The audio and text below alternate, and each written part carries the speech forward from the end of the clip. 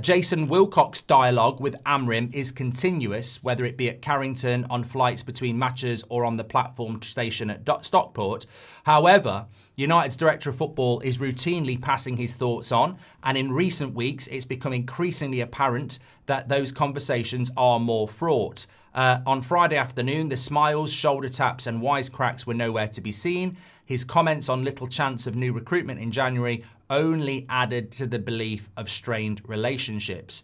So look, that's strained relationships in the dressing room. I think that, look, first and foremost, this, as I said, lots of people would say, why is this happening the day before Leeds? I think this is the drip, drip, drip effect. And it's amazing. It's amazing how on the video yesterday, the disgrace video, which I know many of you have watched, and thank you so much for that, and your comments that you left, because there were some very interesting ones. But I believe I said it, and I was out last night, so I might have said it when I was out. I believe I said in the video that my takeaway from how Amorim looks so defeated, so broken, he literally said in a press conference, nobody's leaving and nobody's coming in. There's no conversations about that, which is incredible and is a disgrace. My interpretation of that was that, well, this is the beginning of the end. Stupidly, I think the board have gone, let's not back him because we're probably going to sack him in May, which is stupid, by the way, because you could back him and back him with players that would work for the next manager anyway, i.e. midfielders. But I felt that after the press conference yesterday, something had shifted, and the ability to read people when they're talking. They might be saying one thing, but they might be giving you off other vibes. And I think Amorim was giving off vibes of somebody who was defeated, somebody who was lost, somebody who looked broken.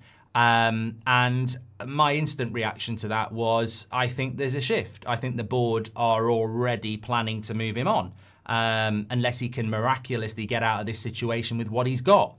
It was interesting what Eddie Howe said yesterday in his interview, and I think it was referenced in the Daily Mail article.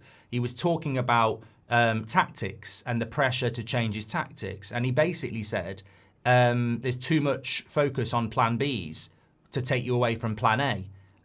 When you should be focusing on plan A, because if you go to plan B, it shows the players that if they don't work at plan A, you will move to plan B, when really you should be reinforcing the plan A so that the players know that this is what they've got to work on. But look at United, we've got exactly the same problem. Everybody wants to go to plan B now. Even I want to go back to the back four because he showed us the back four, and he never should have shown us the back four. He never should. I always said he never should have shown us the back four because you've massively undermined yourself. Let people demand a back four. Let people talk about a back four, but don't play it because it's not you. The minute you play it, you've undermined yourself massively. So I just think Amorim's in massive trouble now, and the board leaking against him is a disgrace again. But they'll have done it because Sir Jim Radcliffe, Omar Barada, Jason Wilcox have got their fingerprints all over the sacking of Erik ten Hag, having given him £300 million, and the recruitment of Ruben Amorim and giving him £200 million, and both being a huge failure. They are the culprits. Ten Hag got sacked. Amorim might be heading to the sack, but the real villains are Wilcox, Barada, and Sir Jim. They've caused the problems. But what they'll do is what the Glazers do. They'll spin it now. They'll move it towards the manager so that everyone loads on the manager and they're seen as the rescuers by sacking him and bringing another guy in. It's the survival of the fittest. It's how it works. You're responsible, but you manipulate the situation to make somebody else look responsible. And that is what's happening here. So I have a huge amount of sympathy for Amorim.